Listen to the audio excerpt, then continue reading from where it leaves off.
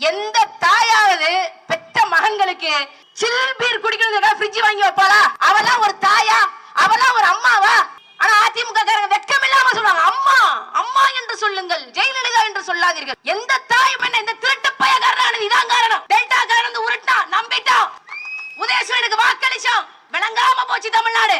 யாரு பேசுறது? திமுக காரன் என்ன சொன்னாலும் இப்ப ஸ்டாலின் எவ்வளவு நல்லா பேசி, ஸ்டாலின் எவ்வளவு நல்லா பேசினார், இதைத்தான் பேசுவாங்க. ஸ்டாலின் எடப்பாடி, ஸ்டாலின் எடப்பாடி, இப்படியே அரசியல் இருக்கணுமா? நல்ல சொல்லுவாங்க, நாம் தமிழர் கட்சிக்கு வாக்களிச்சிருக்காதீங்க, நாம் தமிழர் கட்சிக்கு வாக்கு போடாதீங்க, பாஜக உள்ள வந்துரும். பாஜக எதுக்குடா உள்ள வருது? அதுக்கு அவனுக்கு ரெண்டு அடிமை நீங்க இருக்கீங்களே. ஸ்டாலின் ஒரு அடிமை, ஸ்டாலினோட சிறந்த அடிமை எடப்பாடி இருக்கிறாரு. இந்த ரெண்டு அடிமை விட ஒரு சிறந்த அடிமை வேணும் அமித்ஷாவுக்கு, மோடிக்கு. சிறந்த அடிமைகள். ஆயிரத்தில் ஒருவன் படத்துல ஒரு வசனம் வரும், எஜமான் நமக்கு வாய்த்த அடிமைகள் மிகவும் திறமைசாலிகள். அதே மாதிரி மோடி அமித்ஷா பேசிக்காங்க போல. தமிழ்நாட்டில் நம்ம ஆட்சிதான் இல்ல, ஆனா எடப்பாடி ஒரு அடிமை நினைச்சேன். ஆனா எடப்பாடியை விட மிகச்சிறந்த அடிமையாக மு.க. ஸ்டாலின் அவர்கள் இருக்கிறார். காரணம் என்ன சொல்லுவாங்க? பெண் விடுதலை நாங்கள் தான் பேசினோம், கற்பு பையை எரிய சொன்னோம், பாப்கட் வைக்க சொன்னோம். அப்புறம் என்ன ஈர வெங்காயத்துக்கு பெரியாரு மணியமிக்க பாப்கட் பண்ணல, கற்பு பையை அறுத்து வீச சொல்லு சொல்லு, பதில் சொல்லு. இன்னைக்கு கருணாநிதி கூட்டம் கதறிக் கொண்டிருக்கின்றது. கருணாநிதி எப்படி பேசுகிறார்களே, பெரியாரை எப்படி பேசுகிறார்களே, அண்ணாவை எப்படி பேசுகிறார்களே. கதறு நான் பார்த்து ரசிக்கிறேன் ரசிக்கிறேன். பேசுவோம் பேரறிஞர் அண்ணா. எது பேரறிஞரா? கட்சி தலைவன் கல்யாணம் பண்ணிட்டான்னு சொல்லி கோச்சிட்டு வந்து கட்சி ஆரம்பிச்சோம் பேரறிஞர். உனக்கு கேட்டா சொல்லுவாங்க வாரிசு அரசியலை எதிர்த்தவர் பேரறிஞர் அண்ணா. கிழிச்சாரு. 57 திமுக முதல்ல தேர்தல போட்டிடுது. அப்ப மட்டும்தான் அவர் வெற்றி பெற்றார். வெற்றி பெற்றார் அப்ப மட்டும்தான் வெற்றி அவருக்கு. 62ல காஞ்சிபுரத்துல போட்டிட்டு தோல்வி. அப்பதான் ராஜ்யசபா எம்பி ஆறாரு. 67 திமுக வெற்றி பெறும் என்று அந்த கட்சியின் தலைவராக இருந்த அண்ணாதுரைக்கு நம்பிக்கை இல்ல. காரணம் என்ன? 67 சட்டமன்ற தேர்தலில் அண்ணாதுரை போட்டியிடவே இல்லை. பயந்தாரு. அப்பயும் கூட ஒரு சாதாரண ஒரு சட்டமன்ற தொகுதியை தேர்ந்தெடுத்து 6 மாசத்துல இடைத்தேர்தல் வச்சு போட்டிட்டு வென்றிருக்கலாம். ஆனா சட்ட மேலவை உறுப்பினராக தான் வந்தாரு. சட்ட மேலவை உறுப்பினராக இறந்து போனாரு. நான் போய் சொல்லல. அவர் இறந்ததுக்கு அப்புறம் அந்த எம்எல்சி பதவி யாரு கொடுத்தாங்க? அவருடைய மனைவி ராணி அண்ணாதுரைக்கு தான் அந்த எம்எல்சி பொறுப்பு கொடுக்கப்பட்டது. வாரிசு அரசியல். அண்ணாதுரை போட்ட வித்து மறுக்க முடியுமா? கார்த்திகாயங்களை இப்படி பேசிவிட்டார். பேசியதற்கு பதில் சொல்லு. பேச மாட்டாங்க. இதுவரைக்கும் நாம கேட்ட ஒரு கேள்வி கூட அவங்க கிட்ட பதில் கிடையாது. சொல்ல மாட்டாங்க. இல்ல இன்னைக்கு துர்கா ஸ்டாலின் சொல்றாங்களே பேட்டியில, எங்க மாமனாருக்கு எங்க மாமியார் கையில வச்ச மீன் குழம்பு தான் பிடிக்கும். எங்க மாமனாருக்கு அவங்க தனியா தான் செய்வாங்க, பொது இடத்துல புழங்க மாட்டாங்க. அப்படித்தானடா ஒவ்வொரு மனைவிக்கும் தன்னுடைய புருஷனை நல்லா கவனிச்சுக்கணும்னு ஒரு ஆசை இருக்கும். புருஷன் என் கையால சாப்பிடணும், நான் வைக்கிற மீன் குழம்பு பிடிக்கும், நான் வைக்கிற முட்டை குழம்பு அவருக்கு பிடிக்கும், ஒவ்வொரு பெண்ணு சமைச்சு போடுறா. அதை எப்படி பெண்ணடிமை தரம் சொல்ற? எப்படி சொல்ற? நான் போய் சொல்லல தங்க. நீங்க போய் பாருங்க, யூடியூப்ல போய் பாருங்க, துர்கா ஸ்டாலின் அவர்களுடைய பேச்சு பாருங்க. அவங்க மாமனாருக்கு அவங்க மாமியார் தான் சமைச்சு போடுவாங்களா கடைசி வரைக்கும். இது பெண்ணடிமையா? இது பெண்ணடிமையா? கேட்டா நீ சொல்ல. உன் கட்சியில கனிமொழி கருணாநிதியை தவிர வேற எந்த பொண்ணுக்கு தொடர்ச்சியாக வாய்ப்பு கொடுத்திருக்கீங்க? யாருக்கு வாய்ப்பு கொடுத்திருக்கீங்க? கனிமொழி கருணாநிதி பேரு கனிமொழிக்கு பின்னாடி இல்லனா கனிமொழி தமிழ்நாட்டில் இருக்கக்கூடிய லட்சக்கணக்கான பெண்களை போல மாசம் 1000 ரூபாய்க்கு கையேந்தி ரேஷன் கடையில் நின்றுக்கும். இதுதான் யதார்த்த நிலை. தொடர்ச்சியாக 2 முறை ராஜ்யசபா உறுப்பினர், தொடர்ச்சியாக 2 முறை நாடாளுமன்ற உறுப்பினர், மக்களவை உறுப்பினர். காரணம் என்ன? கருணாநிதிக்கு பிறந்து விட்டார். அந்த காரணம் வேற எந்த காரணமும் கிடையாது. பெண்கள் எத்தனை பேர்?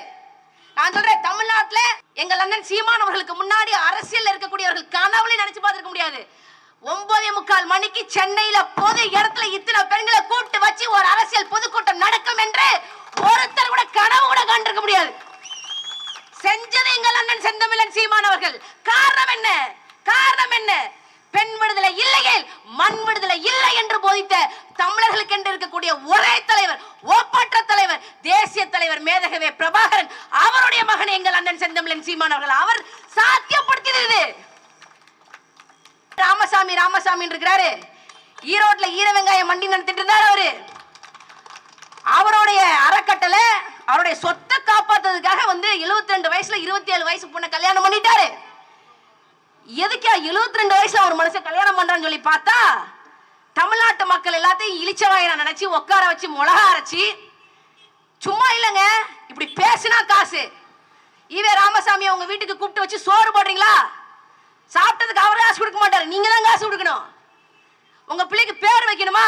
அவர் தான் காசு கொடுக்கணும். இல்ல இப்ப ஒரு பிள்ளைய பார்த்தா பேர் வைக்கிறோம்னா எங்க அண்ணன் கையில இருந்து காசு கொடுப்பாப்ல, ஆனா அவருக்கு நீங்க காசு கொடுக்கணும். அட அது கூட பரவாயில்லைங்க, துலாபாரம் இருக்குல்ல, துலாபாரம் வச்சுக்குவாங்களாம். அதுல ஒரு தட்டுல ஈவே ராமசாமி உட்கார வச்சுக்குவாங்களாம், அடுத்த தட்டுல அரிசினா அரிசி மூட ஆடு மாடு கொடுக்கறது. ஒரு கட்டத்துல ஒரு ஊர்ல போய் பவானி ஜம்முக்காரமா கொடுத்துருக்காங்க அந்த ஆளுக்கு. இப்படி சேர்த்து வச்சதுதான் திராவிடர் கழக அறக்கட்டளையினோட சொத்துக்கள்.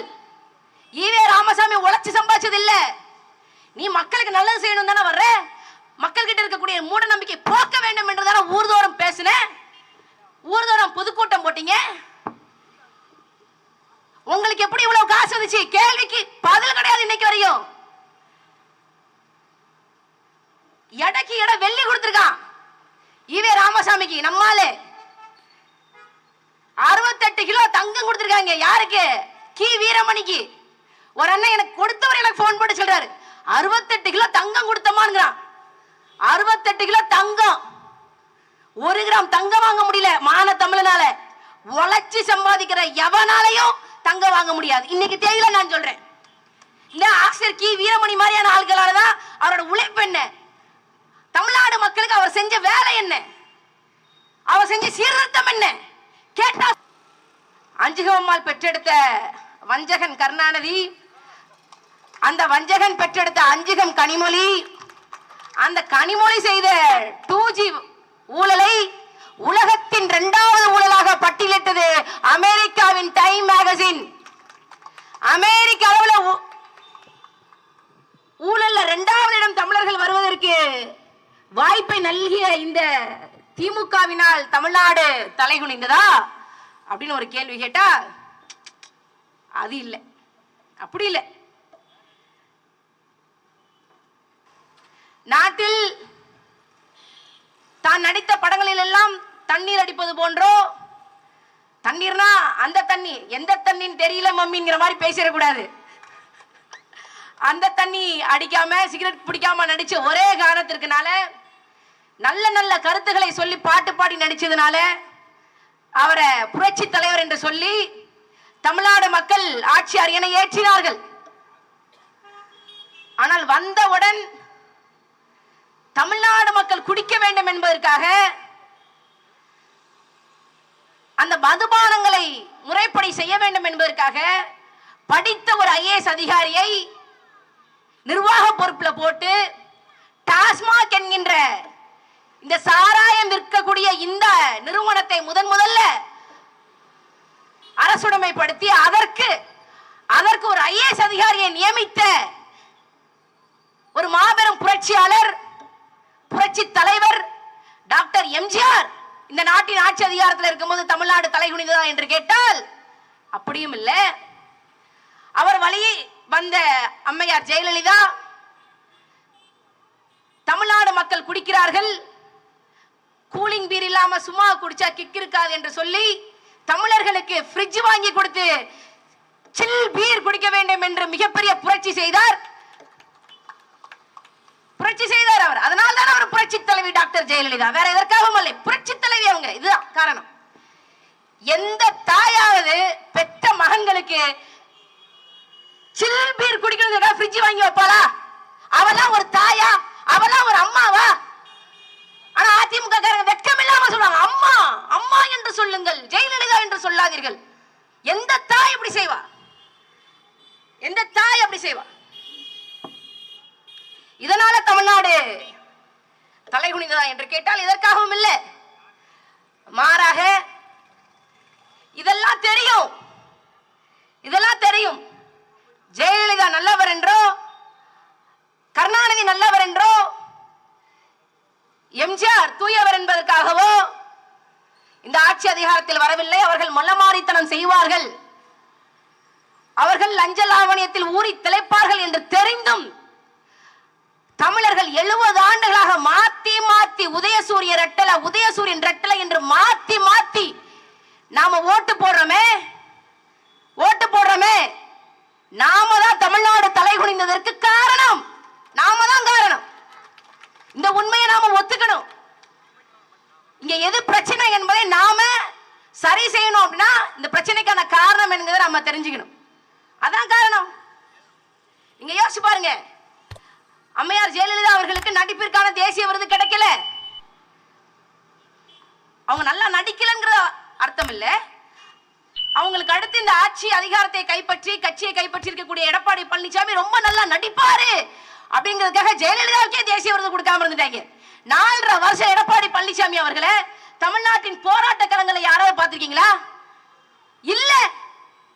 எதிர்கட்சி தலைவரா கும்பகர்ணனா என்று பட்டிமன்றம் வைக்கக்கூடிய அளவுல படுத்து தூங்கிட்டு 6 மாசம் 2026 தேர்தல் வரப்போகுது என்று பதறாரு, துடிக்கிறாரு. நடிகையா நடிகையா நடிகையா நடிகையா? யோசிச்சு பாருங்க. உங்க எல்லாத்துக்குமே தெரியும், காவேரி படுகை மாவட்டங்கள் தஞ்சாவூர், மயிலாடுதுறை, நாகப்பட்டினம், திருவாரூர் இந்த மாவட்டங்களில் நெல் கொள்முதலுக்கு நிறைய சிக்கல்கள் இருக்கு. விவசாயிகள் வாயிலையும் வயிற்றுலையும் அடிச்சுட்டு அழுகுறாங்க. இதற்கெல்லாம் அவர் எதுவுமே பேசுனதில்லை. கடந்த ஆண்டும் இந்த பிரச்சனை இருந்தது. ஆமா இருந்தது, வட்ட வட்டம் இந்த பிரச்சனை இருக்கும். பருவமழை பெய்வதற்கு முன்பே நெல்லை எல்லாம் கொள்முதல் செய்திருக்க வேண்டும். கொள்முதல் செய்யலன்னு இந்த பிரச்சனை வரும். எடப்பாடி பழனிசாமி அவர்கள் ஆட்சியில் சரியான முறையில் கொள்முதல் செய்யப்பட்டதா இல்ல நினைக்கிறேன். நாம் தமிழர் கட்சி ஆட்சிக்கு வந்தா என்னங்க பண்ணுவீங்க? எப்ப பார்த்தாலும் விவசாயம், பச்சை துண்டு, விவசாயம். வளர்ச்சி வேணுங்க, growth, இண்டஸ்ட்ரியல் growth. இதெல்லாம் உங்களுக்கு தெரியுமா? உங்களுக்கு புரியுமா? மென்டல். 1 கோடி டன் விளைவிக்கிறான் ஆந்திராக்காரன், அதை நமக்கு கொடுக்கிறான். நாம நெற்களஞ்சியம், தஞ்சை நெற்களஞ்சியம் என்று பேசணும். நம்ம 20 லட்சம் டன் தான் உற்பத்தி செய்யறோம். காரணம் என்ன? நமக்கு அவன் தண்ணி தரல. இதே நேரத்தில் நாம் தமிழர் கட்சி, எங்க திமிரு பிடிச்ச அண்ணன், தமிழ்நாட்டின் முதலமைச்சராக எங்கள் அண்ணன் செந்தமிழன் சீமான் அவர்கள் தமிழ்நாட்டின் ஆட்சி அரியணையில இருந்தா காவிரியில கழிவு நீரை கடத்தி விடுவானா? கர்நாடகாரன் கடத்தி விடுவானா? பாலாட்டுல தடுப்பணையா கட்டி கட்டி நீரை தேக்கி வச்சுக்குவானா? காவிரியில தண்ணி வரல. கூடங்குளத்துல இருந்து நெய்வேலியில இருந்து 1 யூனிட் மின்சாரம் கர்நாடகாவுக்கு, கேரளாக்கு, ஆந்திராவுக்கு போகாது. சென்ட்ரல் கிட்ட மூடு. உங்களுக்கு தெரியுமா, கடந்த 30 ஆண்டுகளாக கர்நாடக மாநிலத்தினுடைய விவசாய பரப்பு இரட்டிப்பாக அதிகரித்திருக்கு. தமிழ்நாட்டின் விவசாய பரப்பு பாதியாக குறைந்து விட்டது. காரணம் என்ன? இந்த திருட்டு பய கருணாநிதி தான் காரணம். டெல்டா காரன் உருட்டான், நம்பிட்டான். உதயசூரியனுக்கு வாக்களிச்சோம், விளங்காம போச்சு தமிழ்நாடு. நாம் தமிழர் கட்சி ஆட்சிக்கு வந்தா விவசாயம், அரசு பணி. எந்த நீங்க மானமுள்ள மனசாட்சி இருக்கக்கூடிய டெல்டா காரங்க கிட்ட கேட்டு பாருங்க. அரசாங்கம் விவசாயத்தை அரசு பணியாக மாத்துது. நீங்க விவசாயம் பண்ண போறீங்களா, இல்ல இந்த கான்கிரீட் ஜங்கிள் அடுக்குமாடி குடியிருப்புல கோயம்புத்தூர்ல சென்னையில வாழ போறீங்களான்னு கேட்டு பாருங்க. டெல்டா காரன விவசாயம் பண்ண பார்க்க போறேன்னு போயிருவான். வியாபாரம் அங்க இருக்கு, தொழில் அங்க இருக்கு, வளர்ச்சி அங்க இருக்கு. அதைத்தான் நாம் தமிழர் கட்சி செய்யணும்னு நினைக்கிறோம். யோசிச்சு பாருங்க, முறைகேடு. அரசு ஊழியர்கள், நீங்க நாம் தமிழர் கட்சிக்கு வாக்களிக்க மாட்டீங்க, எங்களுக்கு தெரியும். அரசு ஊழியர்கிட்ட மட்டும் நாம் தமிழர் கட்சி துண்டறிக்கை மட்டும் நீட்டி பாருங்களேன். பக்கா டிஎம்கே பீப்புள், பாருங்களா, என் ரிங்ல கூட டிஎம்கே பிளாக் தான் வச்சிருக்கேன், கருப்பு சிவப்பு, ரெட் அண்ட் பிளாக். எனக்கு நான்லாம் என்டிகே கோ அவுட், கெட் அவுட் அப்படின்றாங்க. இன்னைக்கு உங்களையே கெட் அவுட்னு சொல்றது இந்த பில்ல பாஸ் பண்ணிருக்கான். உங்களே கெட் அவுட்ன்றான். ஓட்டுநர், அரசு நடத்துனர் நாம் தமிழர் கட்சி பார்க்க திரும்பி கூட பார்க்க மாட்டான். இருந்தாலும் சொல்றேன், நாங்க ஆட்சிக்கு வந்தா உங்களை நிரந்தரமாக அரசு பணியாளர்களாக வைத்திருப்போம். இது உறுதி.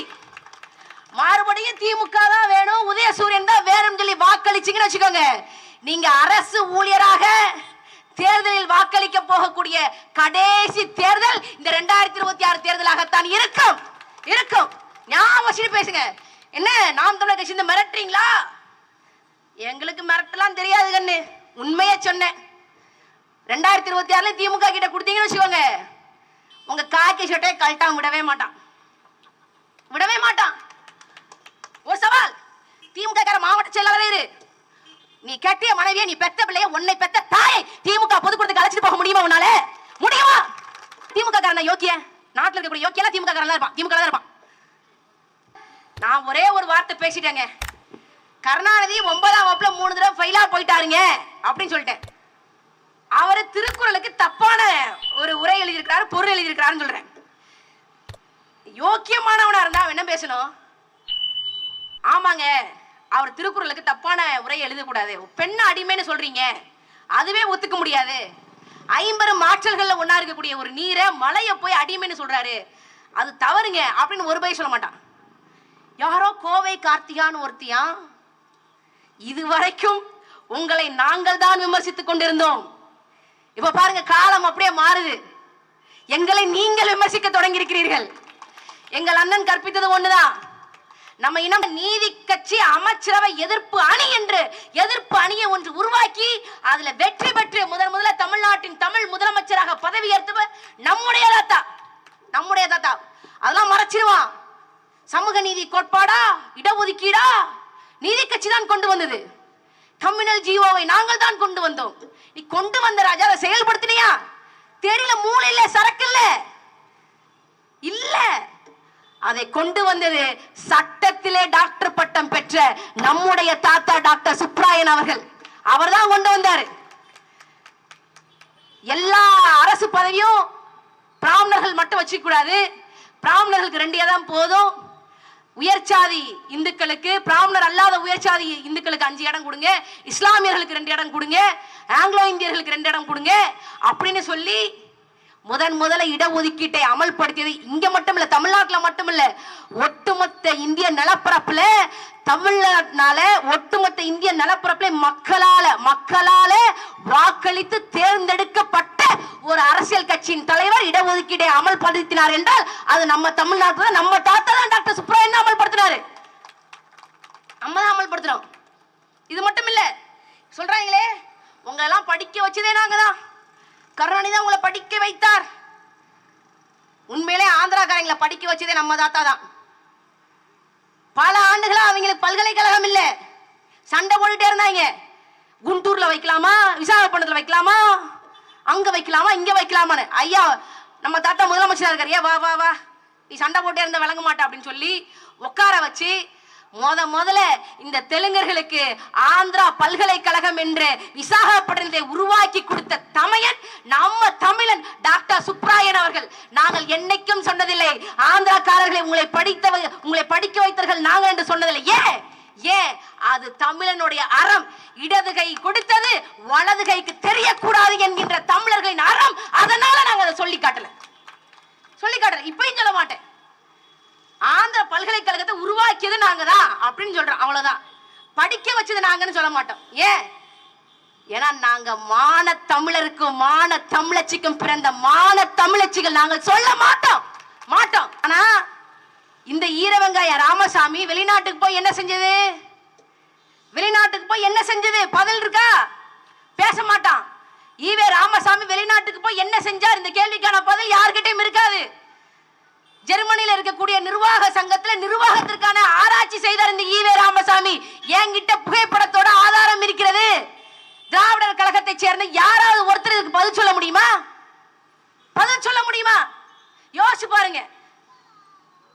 தமிழ்நாட்டின் அருவருக்கத்தக்க ஒரு அரசியல் கட்சி என்றால் அதற்கு திமுக. தமிழ்நாட்டின் அருவருக்கத்தக்க ஒரு தலைவர் என்றால் அது ஈவே ராமசாமி. வெளிநாட்டில இருந்து நம்ம தமிழ் தலைவர்கள் அத்தனை நல்ல விஷயத்தை கொண்டு வந்தான். இவங்க எதுவும் செய்யல. ஜெர்மனில போய் நிர்வாண சங்கத்துல போய் சேர்ந்து நிர்வாணமாக நின்று கொண்டிருந்தார் ஈவே ராமசாமி. யாராவது ஒருத்தர் மறுக்க முடியுமா? நான் தான் சொல்றேன்ல, திராவிட கழக அறக்கட்டளையினுடைய சொத்துக்கள் 1 லட்சம் கோடிக்கு மேல இருக்கு. அது தமிழர்களுடைய அரசுரிமையாக மாத்தி விடுங்கன்னு சொல்றேன்ல. இதை நான் சொல்லல, அவங்க திராவிட இயக்க தலைவர்களாக இருக்கக்கூடிய கோவைக்கு ராமகிருஷ்ணன், குளத்தூர் மணி அவர்கள் 2010ஆம் ஆண்டு வரைக்கும் சொல்லிக்கிட்டு இருந்தாங்க, திராவிடர் கழக அறக்கட்டளையின் சொத்துக்களை அரசுடைமையாக்குங்க, தமிழ்நாடு மக்களுடைமையாக்குங்கன்னு சொல்லிக்கிட்டு இருந்தாங்க. இப்ப சொல்லல. காரணம் என்ன? 2009 2010 கழிச்சு தமிழர்களுக்கான அரசியல் பேச உண்மையான ஒரு தமிழன், ஒரு மான தமிழன் அரசியல புகுந்துட்டான். அதனால தெலுங்கர்கள் எல்லாம் ஒரே கூடத்துல ஒளிஞ்சுக்கிட்டான். நீங்க கவலையே படாதீங்க. 4 வருஷத்துல 4 லட்சம் கோடி ரூபாய் கடன் தமிழ்நாடு மக்கள் பேர்ல. எந்த நாட்டுல நம்ம தமிழ்நாட்டு பேர்ல இத்தனை 4 லட்சம் கோடி கடன் இருக்குன்னு கவலைப்படாதீங்க. யார ஸ்டாலின் ரொம்ப நல்லவரு, திமுக ஆட்சியில் இருக்கு, திமுக ரொம்ப யோக்கியமான கட்சி அப்படின்னு சொல்லி 4 லட்சம் கோடி கொடுக்கல. இங்க இருக்கக்கூடிய தமிழர்கள் உண்மையாக உழைப்பார்கள், நேர்மையாக வரி செலுத்துவார்கள் என்று நம்ம தமிழ்நாட்டில் இருக்கக்கூடிய மக்கள் வளத்தை பார்த்தா 4 லட்சம் கோடி ரூபாய் கடன் கொடுத்திருக்கான். இது பீச்சு குதிரை மாதிரி பல லட்சம் கோடி கடன் வாங்கினாலும் அது எப்படி பார்த்தாலும் திமுக கருணாநிதி குடும்பத்துக்கிட்ட தான் இருக்கும். இவன் ஜப்பான் போறாங்க, ஜெர்மனி போறாங்க, லண்டன் போறாங்க, நீ செவ்வாய் கிரகத்துக்கே போய் தமிழ்நாடு மக்களுடைய சொத்துக்களை கடனாக வாங்கி நீ முதலீடு செஞ்சிருந்தாலும் கவலைப்படாதீங்க ராஜா. தமிழர்களுக்கு நான் ஒன்றை சொல்றேன், பீச்சு குதிரை திரும்ப வர்றது போல இவன் எங்க போய் முதலீடு செஞ்சிட்டு வந்தாலும் தமிழ்நாடு மக்களுடைய வரி, தமிழ்நாடு மக்களுடைய சொத்தை நாம் தமிழர் கட்சி ஆட்சிக்கு வந்தால் நாங்கள் மீட்டு எடுப்போம். இந்த உறுதிமொழியை கொடுக்கிறோம். நீங்க நாம் தமிழர் கட்சி எதிர்க்கிறதுக்காகவே கட்சி நடத்துறீங்க. எங்களை நீங்க தப்பா புரிஞ்சுக்கிட்டீங்க. எங்களுடைய இனச்சாவை சகித்துக் கொண்டு 70 ஆண்டு காலம் இந்த தமிழ்நாட்டை குட்டிச்சோராக்கிய திமுக என்கின்ற கட்சியை அழித்து ஒழிப்பதற்காக தான் நாம் தமிழர் கட்சி என்கின்ற ஒரு கட்சியவே நாங்கள் நடத்தி கொண்டிருக்கின்றோம். இதெல்லாம் கேட்கணுமா இல்லையா? நம்ம பிள்ளைகளுடைய அடுத்த தலைமுறை பிள்ளைகளுடைய வாழ்க்கை மிகப்பெரிய கேள்விக்குறியாகுது. இவன் சொல்றால தேசிய கல்விக் கொள்கையை நாங்கள் அமல்படுத்த மாட்டோம் பேசுவான். ஆனா சட்டம் போட்டிருக்கான், தமிழ்நாடு பிரைவேட் யூனிவர்சிட்டிஸ் பில்லு. இது சம்பந்தமா விவாதத்துக்கு யாராவது வர்றது தயாரா இருக்கீங்களா? திமுக காரன் வர மாட்டான், ஓடி போயிருவான். கம்யூனிஸ்ட் முட்டு கொடுக்கக்கூடிய கம்யூனிஸ்ட், முட்டு கொடுக்கக்கூடிய விசிக யாராவது ஒருத்தர் வர முடியுமா, பேச முடியுமா? எதுக்கே இந்த பில்ல போட்டு வச்சிருக்க? எதுக்கு போட்டு வச்சிருக்க? மாணவர்களுக்கு கேடு, அங்க இருக்கக்கூடிய ஊழியர்களுக்கு கேடு, ஆசிரியர்களுக்கு கேடு. இந்த பில்லை எதுக்கு போட்டு வச்சிருக்க? பேச மாட்டாங்க. நெல் கந்த தாய் தமிழ் சொந்தங்களே, ஐயா எம்ஜிஆர் அவர்கள் ஆட்சியில் இருக்கிறார், தமிழ்நாட்டில் ஆட்சியில் இருக்கிறார். அப்போது கர்நாடகாவில் அதிமுக சார்பில் ஒருத்தர் வந்து எம்எல்ஏ ஆகிறார். அவர் பேர் பக்தவத்சலம். அவர் வந்து என்ன பண்றாரு, ஒரு தமிழர் கர்நாடகாவில் இருக்கக்கூடிய சட்டமன்றத்தில் போய் தமிழ்ல பதவியேற்பு செய்கிறார். அவர் தமிழ்ல பதவியேற்பு செஞ்ச உடனே அங்க இருந்தவர்கள் மற்ற எம்எல்ஏக்கள் அவர் கழுத்தில் இருக்கக்கூடிய துண்டை புடிச்சு முறுக்கிட்டான். கர்நாடகாவில் எப்படா நீ தமிழ்ல உறுதிமொழி எடுப்ப அப்படின்னு சொல்லி. கொதிக்குதா? ஏதாவது கொதிக்காது. பச்சை வாழை மட்டையை கூட பத்த வச்சிடலாம், தீப்பொருத்தி வச்சு ஏதாவது பத்த வச்சிடலாம். ஆனா பச்சை தமிழர்களுக்கு உணவு ஊற்றுவது என்று, பச்சை தமிழருக்கு தமிழ் உணவு ஊற்றுவது ரொம்ப கஷ்டம். ஆனா வரலாற்று செய்திகளை சொல்லிட்டு போறேன். நாளைக்கு நாங்கள் இருக்கலாம், சாகலாம், அது வேற. ஆனால் எங்கள் பணி தமிழ் கடமை செய்து கொண்டே இருப்பது. அதை நாங்கள் செய்து கொண்டே இருக்கிறோம். இப்ப சொல்லு, நாம் தமிழர் கட்சிக்காரங்க நாங்க இனவெறி பேசணுமா பேசக்கூடாதா? சொல்லுங்க. சாதி மதம் இதெல்லாம் விட்டு, இந்த களிச்சடையெல்லாம் விட்டுருவோம். சாதி மதம் கடந்த நாம் தமிழர் என்று ஒட்டுமொத்த தமிழர்களும் தலை நிமிர்ந்து எழுந்து நின்று நாம் தமிழர் கட்சிக்கு வாக்களித்தால் தமிழர்கள் வாழ்வதற்கும் வாழ்வதற்கும் இங்கே ஒரு நிலம் இருக்கும். அதை உறுதி செய்வோம். நமது சின்னம் விவசாயி. நமது கட்சி தமிழர்களின் கட்சி, நாம் தமிழர் கட்சி. நன்றி, வணக்கம்.